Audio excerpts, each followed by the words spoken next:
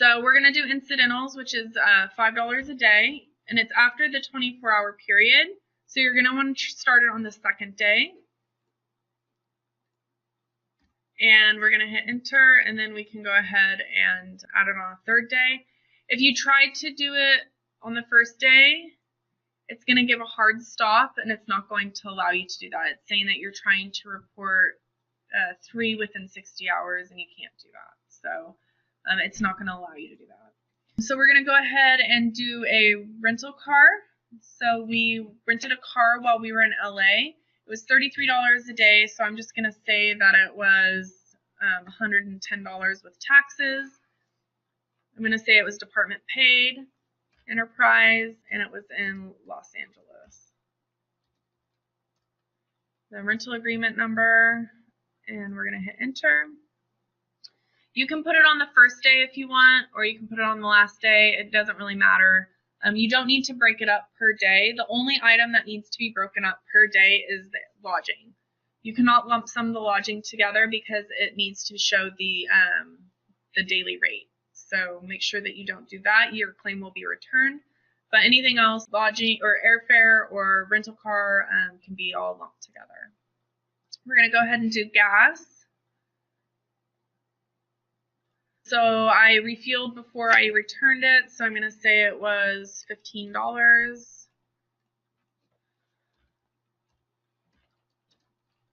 Cheap gas station. You only have to fill it up to what was given to you. And then we're going to go ahead and do parking in LA. We parked in LA, which was $25. And then we had to park that same day, or the next day as well, and the next day as well. So, and then let's see. Don't choose any business meals. Your claim is going to get returned. That's a taxable item, so make sure you don't do that. Mileage, it's going to be personal auto mileage. If it's callback, if it's not pre-scheduled overtime, then you can get callback mileage. If it is pre-scheduled, then you cannot get callback mileage. So make sure that you don't use callback mileage if it's not for overtime. Callback mileage is a taxable expense item. If you have any business expenses, if you had, while you were on the trip, if you had any expenses, then go ahead and claim those if needed. If it's over $25, then a second approver needs to approve the claim. If you had internet charges at the hotel, and you needed to conduct business while you were at the hotel, then you can go ahead and get reimbursed for those. Transportation, if you use Uber or Lyft, those are on here too. If you use a taxi, Uber or Lyft, you cannot be reimbursed for the tip. So if you want a tip, that's great, but the state does not reimburse for that. So I know that Uber drivers, I guess, don't expect a tip. I don't know. So as part of the application, you can tip them directly from the app. Okay. So. And I know that Department of General Services is doing a pilot program to try to get it to where Uber and Lyft are charged directly to the department. So I know that they're doing the pilot program for that. I think they're the only department that's doing that. They're trying to work out kinks and stuff like that. But in the future, it might be something to where you don't have to pay out of pocket for that as well. I know the lodging is in the works as well. Aircraft, commercial, auto car rental, bridge tolls. You're entitled to reimbursement for bridge tolls. You're entitled to reimbursement for road tolls if you're down south. I know a lot of the tolls or the roads there require tolls. So you can get reimbursed for those. Gasoline. Most of them are less than $10, so we don't need a receipt. So if it is over $10, then most people just show their fast track statement. The next step is to go ahead and go to the completion tab. And then it's going to show the receipts that are required. Review items just showing that you are, if you're an approver, that you need to verify it was in a high-cost county.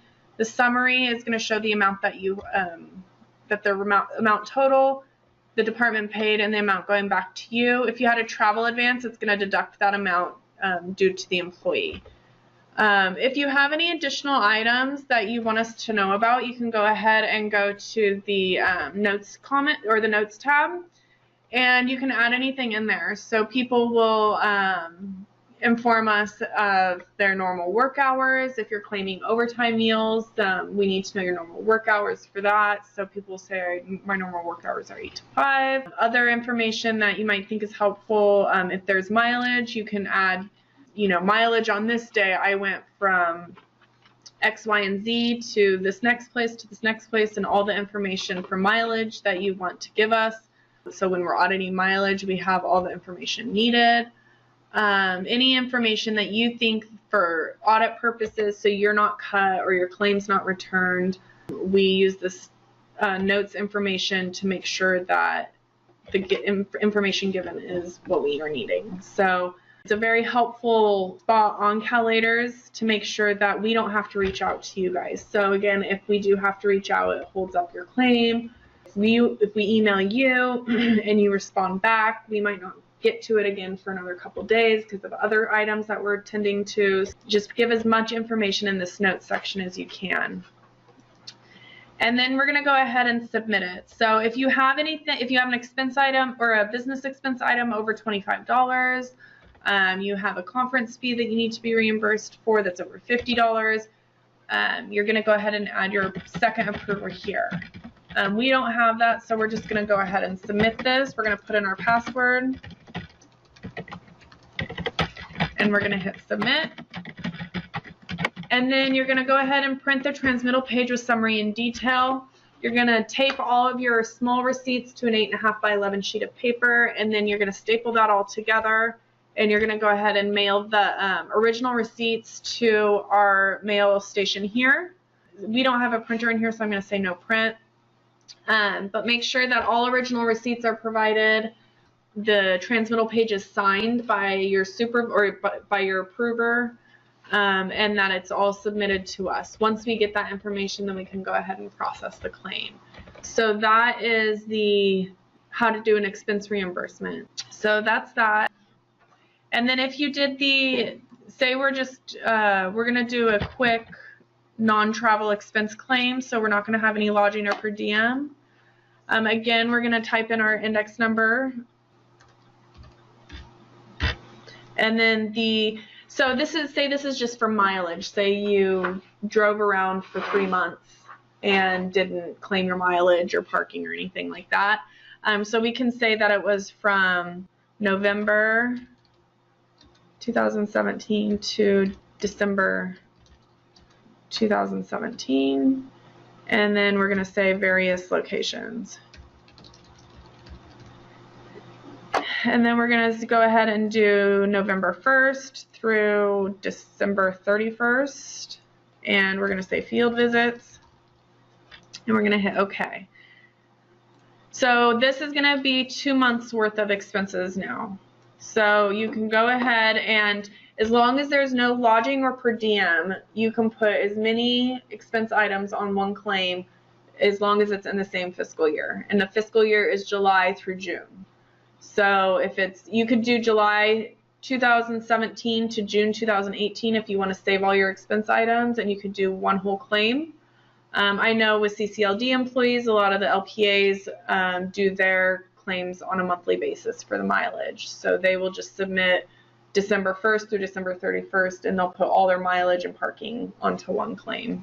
So if you do van pool, then you can go ahead and get your van pool subsidy here. The transit subsidy, we have the vouchers, so we don't reimburse for that. If you have a conference fee that wasn't paid by the department, if you're a judge or a lawyer and you have state bar dues, you can do that. Meals, again, you're not going to claim any meals on here because this is a non-travel claim. These are all taxable and they're not valid. Callback mileage, if it's overtime, right here. And then personal auto mileage, if you want to claim mileage. So we're going to go ahead and do that. We're going to say that we drove from Sacramento to Roseville, and that's just say 25 miles.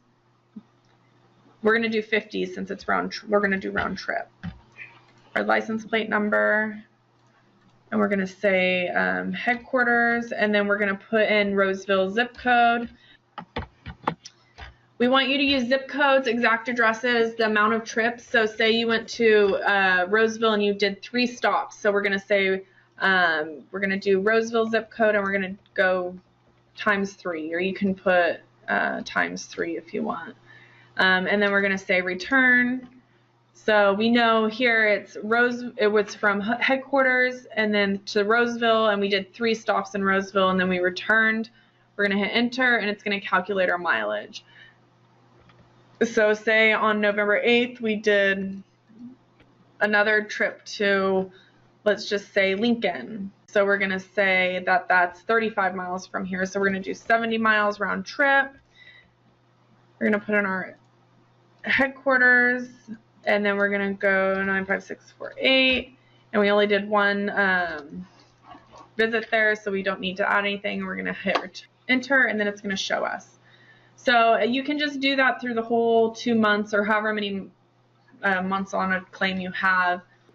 Let's see, so any other expenses, overtime. So if you have overtime meals, you're going to be reimbursed if you work 2 hours prior to your normal work shift or 2 hours after your normal work shift. If you work 1 hour before and 1 hour after, you're not entitled. If you work, it needs to be 2 hours before or 2 hours after. And you're allowed $8 for a meal. Parking, if you have any parking expenses incurred, again, any of these items. And then if you have a rental car and gasoline, you can use this. This claim. You can use if you fly somewhere and didn't have lodging or per diem, you can also use this claim. So all that information is on here. Railroad fare, road tolls, bridge tolls, all of that information is on here. Then again, you can go ahead, and it's not going to show that any receipts are required because it's just for mileage, so no receipts are required. Submission, who it's going to be submitted to, you're going to go ahead and put in your password. You're going to hit submit. If there's no receipts required, we don't need anything. You can keep it for your information, and we do encourage you to keep all receipts for, even if it's stuff that's not required for us, we encourage you to keep it for yourself in case you get audited by the IRS or anything like that. This is considered, I believe this is considered income, and so the IRS can come back and audit someone if they choose to. I haven't heard of it, but it's something that can happen. So we encourage you to keep all receipts. So we're going to say no print, and it's going to submit it. If you make a mistake and you want to recall it, you just right click on it and you say recall form, and then you can go ahead and recall it and open it back up. You can also check the status of it, and it's with our approvers. So that's how you file an expense reimbursement.